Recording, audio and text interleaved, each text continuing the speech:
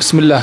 السلام عليكم ورحمة الله تعالى وبركاته. أمة كينيا كم بيا كيسا في بيجلات السني حال أبليس كينيا أبدي رجاس هذا نوقف فجأة جرتن الروا كم بلي أكم أول جتني هل كان في جويا يا دايا يا دفتن هندم تكيسنو نجان أن الرامدة لا فجرتنت أكم مسنجرتنت اسم برها جويا أستاذك يا أستاذ أبو طلحة والجين حالة فيا أبليس كينيا أبدي رجاس هذا gaggababsinee daqiiqaa muraasa keessatti isiniif ibsina.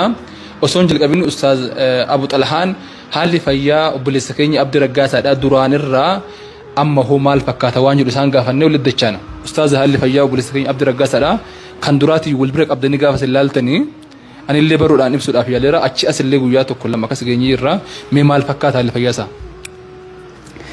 بسم الله الحمد لله الصلاة والسلام على رسول الله صلى الله عليه وسلم جلقبا إرتي وردفتوني كينيا أسن داوة جرتن هندي كيسانيو السلام عليكم ورحمة الله وبركاته فارون كربي هران نجهيتي هرا رمضان هل كان ساد الدمي لما فاكي سجرة أشل الأواخر أرجى الليالي guyyoota halkan keessa halkan irra kajeelamtu keessa jirra waan ta'eef du'aaidhaan obboleessa keenya wajjin akkuma kanaan dura turtan ammallee daran itti akka jabaatan isiniin jecha haalli fayyaa obboleessa keenya Abdii Raggaasaa keessa jiru jalqabaa qabee hamma yoonaatti yeroo bira qabnee madaallee jennee alhamdulillah sadarkaa bareedaa irra jira, sadarkaa abdii namatti horurra jira.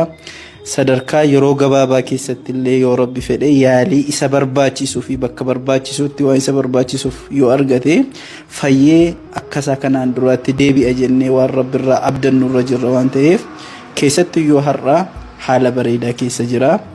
Isinillee du'aa'ii keessaniin akkasuma waan isinirraa eegamuun waa hundaanuu akka biraa hin hafne hamma fayyaan obboleessa keenya akka jalqabaa isaatti deebi'utti isiniin jechuu barbaada. Itti aansuudhaan hawaasni keenya yeroo hunda gara kanatti yeroo dhuftanis ta'ee bakka jirtanitti furmaata tahuu fi du'aa gochuu fi waan qabdaniin gargaaruu kanarratti haa xiyyeeffannoon isiniin jedha. Kana fakkaata inshaallah. Galatoomaadha ibsa bareedaadha. Egaan akkuma beeytanii namni yeroo baay'ee nama gara miidiyaatiin jiru kana wantaayidha. Namni obboleessa keenya Abdii Raggaasaa cinaa dhaabbataa jiru tokko Ustaaz Abu Xalhaadha halkanii guyyaa akkasumallee obboleessa keenya Muhammad Amin yookaan Uddin Hayaas hunda keenya caalaa immoo kaameraamaanii keenya danee halkanii fi guyyaa sa'aatii 24 kilaasii kana takkaa ba'ellee hin beeku. Namni tokko tokko uummanni kiristaanaa fi musliimaa waanuma akkuma miidiyaa sana irratti fakkaata dhugaa dubbachuudhaaf mana kana nam tokko muslima nam tokko kiristaana bula gaafa jalqabarraa jalqabee jechuudha. Gaafuma jalqabarraa jalqabeeti. So garaagarummaan akkasiillee waan jiru namatti fakkaachuu danda'a. Garaagarummaa akkasiillee gidduu kennallee hin jiru. Kaleessallee har'allee ijoolleen kiristaanaa as dhufanii baay'ee hedduu boo'aa turan ijaan arganii hedduun argaa ture. Alhamdulillahi rabbil alamin obboleessi kan keenya Abdii Raggaasaadha yeroo ammaan tanaa kana keessatti shabira deemeen dhufe. Kana dura wal arguu hin turre kutaa inni keessa jiru sana keessatti laaluu namatti hin dhiisanii alumarra dhaabbannee namoota lama qofatu seenuu danda'a. Namoota achi keessa jiran san qofarraa odeeffannoo waan jiru fudhannee haala fayyaasaa guutummaan guututti isaanumarraa odeeffannoo argannee galaa turre. Alhamdulillah ammoo arran tana kutaa inni keessa jiru sanitti seene ijaanillee wal arginee jirra. Haalli fayyaa isaa waan nama gammachiisudha. Baay'ee nama gammachiisaa haala duraan irratti himaa turan suni haala sanirraan fooyya'insa barasantaa 80 olii baay'ee fooyya'insa guddaa qaba. Alhamdulillahi rabbil alamin rabbiin fayyaa isaa guutuu rabbiin haa deebisuu fi gaa namni hin miidhamne hin jiru. Namni gaa qadara namni numa mokoramuun sunnaadha irratti obsutu barbaachisaadha. Obboleessi kan keenyallee obboleewwan muslimaa hunda kan keessanitti akka isin afaan soomaatiin du'aayii isaaf gootanii amaanaa isinitti dhaammataa jira. Arra kana dura ammoo hin dubbatu ofillee hin beeku ja'anii akkasuma ijilleen baay'ee hin argu ja'anii alhamdulillah arra ammoo na beekee sagalilleen akka duratti tahuu baatu ammoo na beekee jira, na waliin dubbatee jira, waliin haasofnee jirra.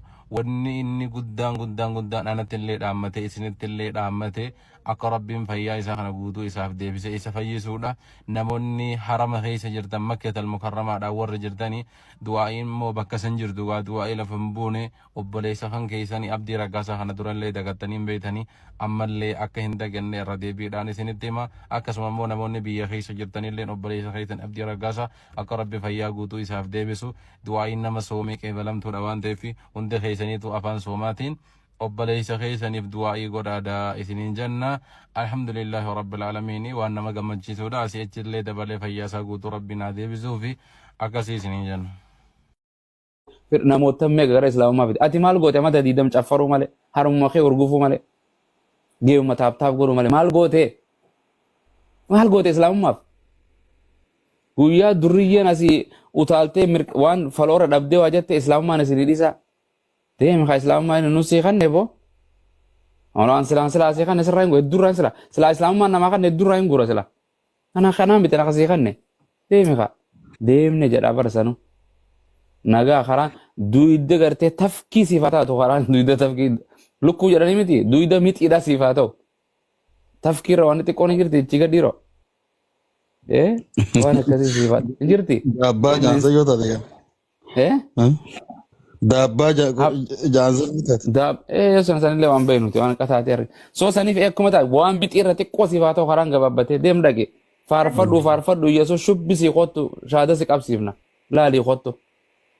Eka maharra islaamummaata gaafas keessa jirtu islaamummaa ofumaan goone gaafa cidha kiristaaniin hin barbaannu nama akkasii jedhan bar akka jedhe tokko eeda warra abboo kunoo nama tokko akkana kan deemaati gooftaa fudhachiisaan jedheen paastara nama akkana kamii hay gooftaa fudhachuu kan akkamii wangeela dubbise wangeela maal dubbisaan jedheen nama arrabsaa jedha haadha nama arrabsaa akka malee qaamasa wooma nama arrabsaa kanaan pheenxee dhiisi shayxaaniin hin fudhatu naan jedhe boo Allahu akbar shayxaaniin hin fudhatu. Gaasaati maalitti godha kana maalitti godha ka islaamummaa keessa aliif hin beekne islaamummaaf waan goone kabaja hin qabne aadaa hin beekne qabsaa'uu hin beekne qamaatiin irraan tolle qofforuu fi qaroon irraan tolle maal godhachi deemee kiristaanummaa keessa qushaasha sadaqaa kannanne waan akkana deemaa yoo jiraattan ammallee baa deema islaamummaan waan gaarii kwaalitii waan gaggaarii barbaaddi jechuudha kanaaf jajjabaadhaa khayrii dalagadhaa isin gorsuufi miti baatiin ramadaana gala kaate. Yoo keessa gabaabbatte kurnan dura kote hin deebu diidam guyyaan diidama dabare ilaa qiyaamisaa abbaan fadhan deebisu waan ati keessa gaariifamtu dalagatteen kote yaa isa isii quraana namni quraana baatii ramadaanaan qareen baatii 10 akka qara'attee yaadin namni isii keessan sadaqatin namni isii keessan dhaabbatin taraawii salaata 5 hin tiifatin waan biraa waan ajaa'ibsiisu baatii ramadaana taraawiyaadhaan nu rakkisan taraawii cinqii nu garsiisan shabaabni isaa dhufanii girgiddaarra salaatan masjiida guutanii jarana waan rabbi ittiin dhiyaatan taraawii miti gartee irra caalaan gartee garbichi kiyyana dhiyaatuun jara gartee qusiisat rabbiin mimaftarattu alai waan isarratti ani dirqama godhe salaata waajibaati salaata taraawwiitii rabbi dhiyaatanii nu cinqee quufee mirqaanee dhufee taraawwii tana bakka gartee nisaa'ukum harthun lakum jedhu nechi taa'ee booyaa bara. فأتوا حرثكم أن شئتم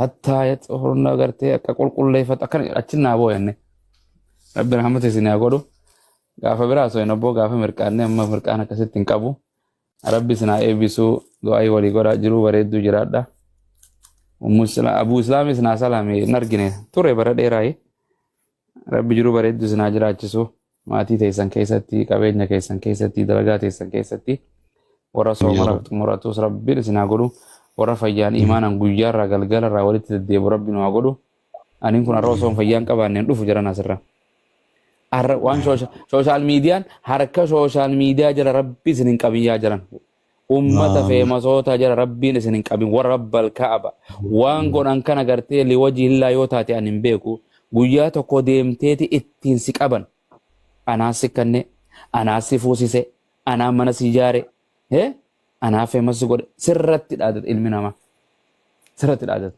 harka namaa jala rabbi si baasu rabbiin dureessaa waan rabbi bira jiraatuun dhumne rabbii keetiin riskii baatii ramadaanaa kanadhu liqiirraa kanadhu deeyniirraa kanadhu na duroomsi jaa kanadha kaniyyi rabbiin dureessa waa hundarra wallaahu kaniyyun gartee isa kanadha ilma namaan kadhatina ilmi namaa sirratti himata jiran.